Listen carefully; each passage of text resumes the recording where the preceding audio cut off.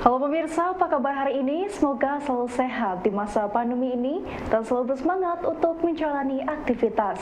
Bagi pemirsa yang harus tetap bekerja di luar rumah, jangan lupa menggunakan masker. Hari ini program Berita News Point hadir menjumpai Anda bersama saya, Amirah Dinda. Selama 30 menit ke depan, News Point akan menyajikan berita terbaru seputar Universitas Brawijaya dan Malang Raya. Jangan kemana-mana, keep on our channel News Point.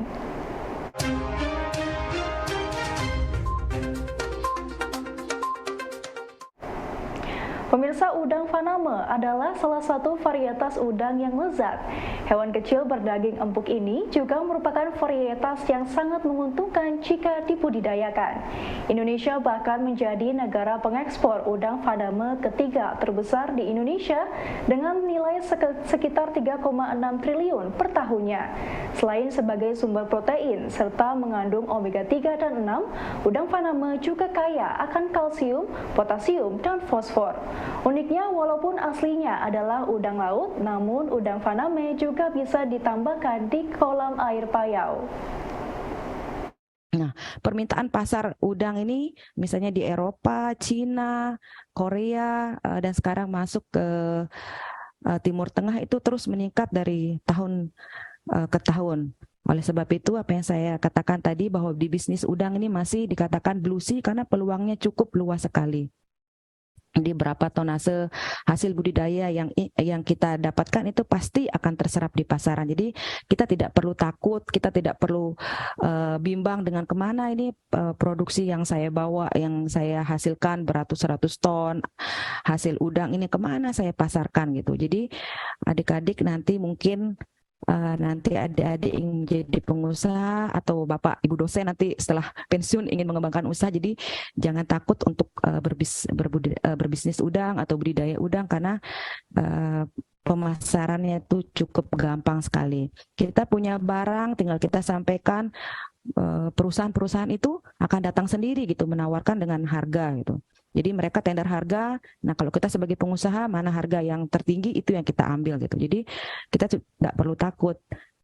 Kita punya barang, bisa 10, bisa 15 perusahaan yang ingin membeli barang kita gitu.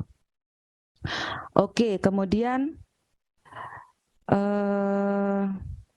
padat tebar tinggi. Artinya udang faname ini memiliki kemampuan untuk memanfaatkan seluruh bagian di dalam kolam. Makanya saya sebutkan di slide saya bahwa udang ini bisa padat tebar tinggi. Artinya udang ini dia bisa hidup di kolam-kolam air, mulai dari dasar, mulai dari kolam-kolam permukaan, tengah-tengah di kolam, di perairan, bahkan di permukaan perairan dia bisa hidup, sehingga kita bisa padat tebar yang tinggi gitu. Jadi udang ini bisa memanfaatkan ruang kolam secara efektif. Lalu kemudian produktivitasnya tinggi, karena tadi udang ini bisa tebar tinggi, otomatis produktivitasnya juga tinggi. Jadi produktivitas udang faname ini lebih tinggi dibandingkan jenis udang lain seperti udang windu. Misalnya dalam produksi saya yang secara intensif, itu per satu siklus dalam 1 hektar bisa menghasilkan 20-40 ton per hektar per siklus. Jadi tergantung pada tebar kita ya, pada tebar kita berapa yang kita gunakan, tapi saya bisa sampai maksimal 40 ton per siklus dengan sistem intensif. Beda lagi dengan supra intensif, mungkin Anda pernah baca sistem budidaya udang itu ada tradisional, intensif, ada semi intensif, ada intensif, dan ada supra intensif. Nah, kalau supra intensif mungkin adik-adik pernah dengar itu di Sulawesi, di Maros, yang dilakukan oleh Kepala Dinas Perikanan dan Kelautan Sulawesi, itu Pak Hasanuddin Aco. Beliau di supra intensif itu bisa sampai produktivitasnya udang per hektar itu dengan supra intensif bisa dengan tebaran 800 sampai 1000 benur per meter persegi bisa mendapat 100 sampai 120 ton per hektar. Sebagai upaya mempertemukan akademisi, peneliti, dan praktisi terkemuka untuk bertukar dan berbagi pengalaman dan hasil penelitian mereka tentang aspek kewirausahaan, inovasi, dan kreativitas, Fakultas Vokasi UB menggelar Second International Conference on Applied Science for Vocational Education atau ICASV yang digelar secara hybrid di Gedung Widyaloka UB. Kegiatan ini bertujuan untuk memberikan wadah antar interdisipliner untuk mempresentasikan dan mendiskusikan inovasi, tren, dan isu-isu terbaru serta tantangan praktis yang dihadapi serta mencari solusinya. Jadi untuk pendidikan Fakultas Vokasi Universitas Brawijaya ini telah menyelenggarakan 2 kali International Conference yang berjudul ICASV. Ya. Ini adalah second ICASV 2022. Ya, jadi ICASV itu kepanjangan dari International Conference Applied Sciences Vocational Education. Jadi, nah tema kali ini adalah implementation of applied sciences ya for prosperity and sustainability. Ya. Jadi ini memang salah satu rangkaian dari Lustrum 12-nya UB. Jadi terkait dengan Disnatalis UB juga yang ke-60. Nah, kami menyelenggarakan seminar internasional ini untuk mewadahi para presenter baik dari dalam negeri maupun luar negeri yang memang concern terhadap bidang applied sciences ya, jadi ilmu terapan. Jadi tidak menutup kemungkinan juga beberapa lintas disiplin ilmu ya, multidisiplin ilmu dari berbagai jenis ilmu yang ada baik di Universitas Brawijaya maupun di luar negeri, universitas di luar negeri seperti itu. Kali ini kami mengundang 5 invited speakers dari Malaysia, Jepang, Filipina, terus dari Pakistan dan juga dari Indonesia sendiri. Sedangkan untuk partisipannya diikuti dari 11 negara ya. Ada Indonesia, Jepang, Malaysia, Pakistan, Filipina, Bangladesh, Sri Lanka, Ghana, Afrika Selatan, terus ada Ethiopia. Jadi kami ingin berbagi ilmu ya, sharing knowledge dari berbagai interdisiplin ilmu gitu ya, karena vokasi ini adalah salah satu pendidikan yang memang bergerak di ilmu terapan ya, sehingga kami juga mewadahi beberapa disiplin ilmu yang lain untuk ikut bergabung dalam acara ini gitu. Jadi kita sama-sama tukar informasi dan juga bersama-sama kita sharing knowledge seperti itu, pengetahuan.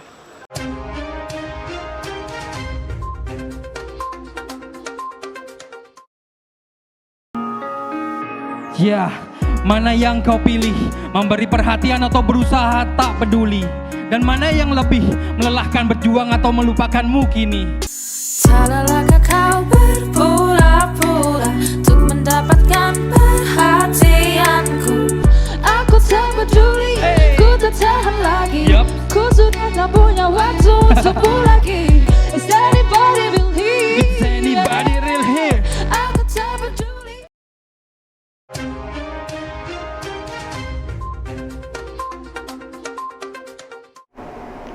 Pemirsa, tim Grini Maternity berhasil mendapatkan perunggu dalam ajang kompetisi Pekan Ilmiah Mahasiswa Nasional atau PIMNAS ke-35 yang dilaksanakan di UMM Malang. Tim yang berjumlah 4 orang ini membuat Grini Maternity Pad yang merupakan inovasi untuk solusi tepat alternatif penyembuhan luka perineum pasca persalinan. Dari tim Grini Maternity Pad dengan judul Grini Maternity Pad solusi tepat alternatif penyembuhan luka perineum pasca persalinan pervaginam dari tim PKMRE kelas 2 seperti itu. Perasaannya ikut PIMNAS dan bisa memenangkan perunggu sungguh luar biasa buat tim kami, karena kami benar-benar tidak menyangka akan sampai ke titik saat ini. Karena jujur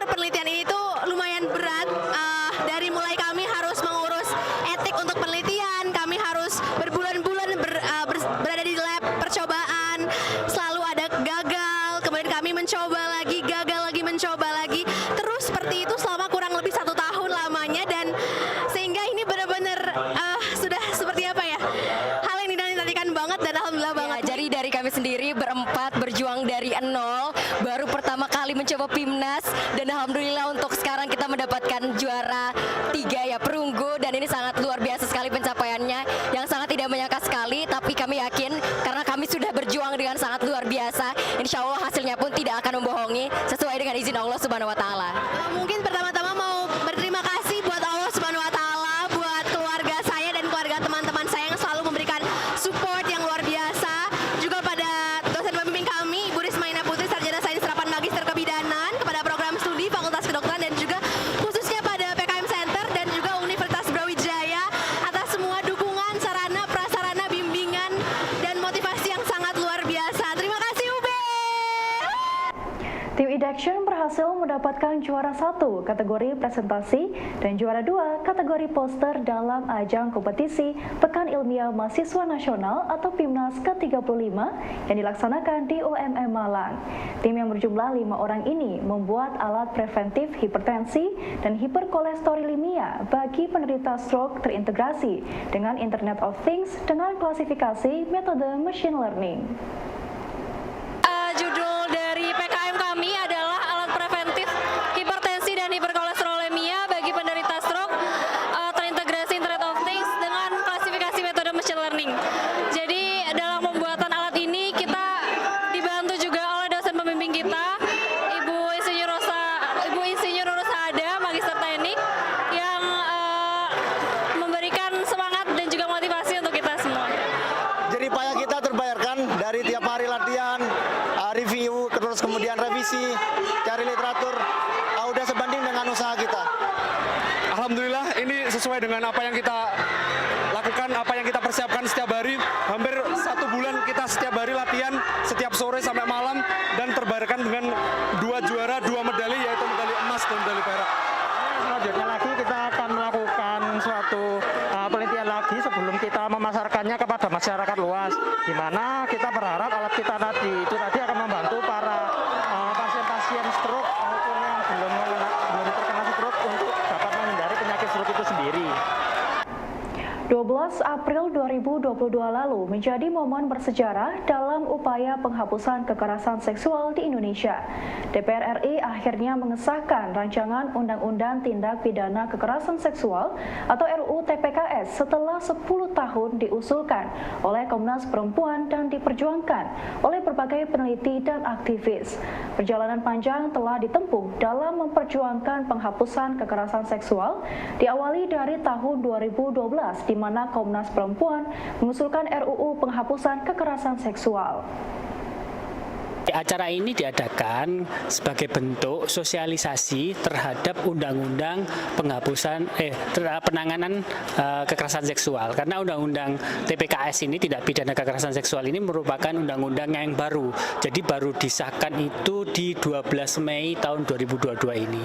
Sehingga acara ini sebagai bentuk sosialisasi terhadap undang-undang tersebut. Baik. Jadi karena ini adalah undang-undang yang sifatnya baru ya. Jadi memang tidak hanya masyarakat, karena acara ini juga selain diundang adalah sivitas akademika di UB, tapi juga mengundang secara umum, sehingga memang acara ini ditujukan untuk sosialisasi supaya apa sih aturan-aturan yang baru terhadap penanganan tindak pidana kekerasan seksual.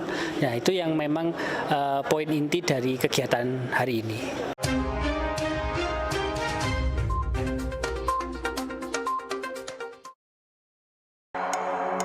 I'm out the door, it's a brand new day.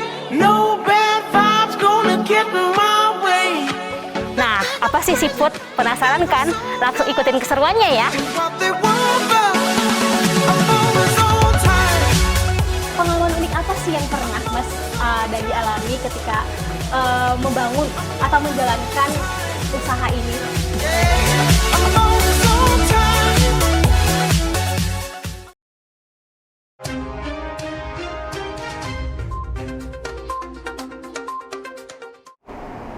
Pemirsa, 70% dari besarnya wilayah lautan di Indonesia dapat dimanfaatkan, salah satunya untuk segi pangan. Saat ini Indonesia menjadi negara penyumbang bahan makanan dari budidaya perikanan terbesar keempat di dunia setelah China, India, dan Vietnam. Namun sayangnya pengelolaan sumber daya alam di Indonesia di wilayah pesisir dan laut ini masih belum dioptimalkan. Kalau kita melihat pilihan dari ekonomi bangsa kita itu kan sebenarnya mengoptimalkan perikanan kelautan kemaritiman. Dan pada saat berbicara tentang kemaritiman, maka kita melihat ada dua sektor yang berpotensi ekonomi paling besar. Yang pertama energi, sumber daya mineral, yang diperkirakan dalam setahun potensi ekonominya 210 miliar US dollar, dan ternyata yang lain adalah budidaya perairan. Jadi sektor aquaculture Indonesia diprediksi mempunyai kisaran potensi ekonomi yang sama dengan SDM. Nah, ini menjadi PR bersama di pembangunan negeri kita yang memang mengarahkan pembangunan ke arah innovation driven economy untuk bisa mengkreasi sistem pendidikan yang mengoptimalkan pemanfaatan sumber daya utama. Dan dalam konteks blue economy, ya potensi terbesarnya adalah aquaculture, budidaya perairan. Nah, kenapa sampai saat ini sering terlupakan? Karena mungkin dari kurikulum ataupun basis pendidikan belum benar-benar mengarahkan mahasiswa atau anak didik ke arah kesadaran potensi ini. Nah, untuk memulai langkah besar membangkitkan potensi kemaritiman Indonesia sampai menjadi poros maritim dunia, salah satu baby step-nya adalah workshop atau lokakarya ini. Kewirausahaan sosial merupakan penerapan pendekatan yang praktif, inovatif, dan berkelanjutan untuk memberikan dampak positif pada masyarakat, khususnya masyarakat kelas ekonomi bawah dan yang terpinggirkan.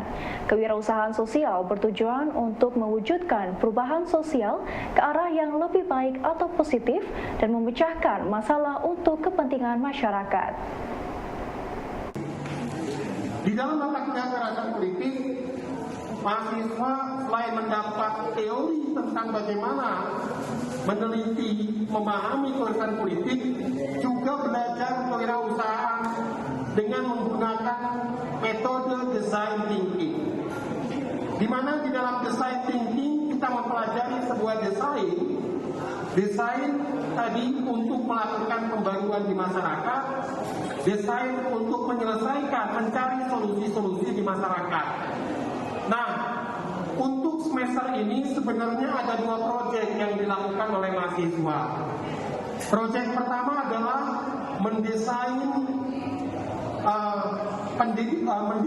game edukasional atau educational game atau game permainan untuk sosialisasi atau pendidikan bagi pemilih pemula. Mahasiswa harus membuat proyek yang mendorong pendidikan pemilih pemula itu menjadi lebih tidak bersifat klasikal. Jadi mendorong pembaruan di dalam sosialisasi pemilih pemula. Baik pemirsa, informasi tadi sekaligus menutup perjumpaan kita hari ini. Jangan lupa saksikan News Point setiap hari pukul 19.30 waktu Indonesia Barat hanya di UBTV, Televisi Pendidikan Universitas Brawijaya. Saya Amira Dinda dan seluruh kru yang bertugas pamit undur diri. Tetap patuhi protokol kesehatan, wajib menggunakan masker. Terima kasih dan selamat beraktivitas.